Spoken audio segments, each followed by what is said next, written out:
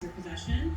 So we've gotten the possession side of things at the federal level today, which of course is historic and is very, very important. And so I do want to pause and say, thank you.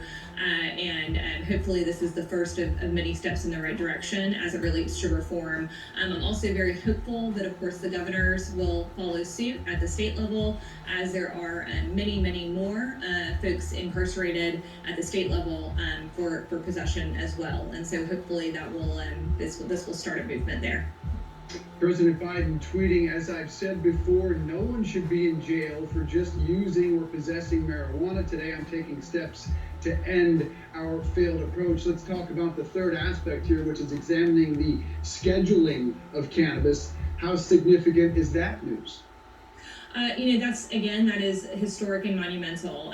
As President Biden correctly pointed out, currently marijuana is scheduled the same as heroin. I think we can all agree that is simply laughable at this point. There are millions of Americans who utilize cannabis legally under state programs today for health and well-being, and of course also recreationally under adult use programs as alternatives to alcohol, as an example. And so, certainly it sends a strong signal that this administration is taking proactive steps to re-examine how this country has categorized marijuana historically. And again, hopefully this is the beginning of a conversation that is long overdue as it relates to significant and substantive reform.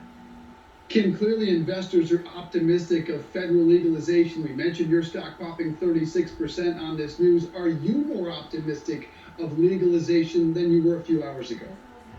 I think that this market and this sector has been fairly held back as a result of the lack of federal action. I think that coming into a Democratic-controlled House and Congress, coupled with a presidency who ran on promises of cannabis reform, the sector has been stagnated and waiting for a substantive step forward, which I think was provided today. So there has been a lot of work that's been done in both chambers, actually bipartisan work that's been done in both chambers, and conversations around substantive frameworks. And again, this is going to take some work. So I do want to say that because it is a complex issue, and we do need to make sure that we get it right. And that we are thoughtful and comprehensive, and that we are have a resulting ecosystem that is encompassing and is one that is sustainable. But certainly, I am encouraged for sure that this is that first step that I believe that the market and certainly that we've been looking for. I'm hearing cautious optimism. Give me a time frame. How long do you think we are before federal legalization? And the biggest obstacle here has been just getting safe banking through the Senate, past the House now a half a dozen times. When can that get done?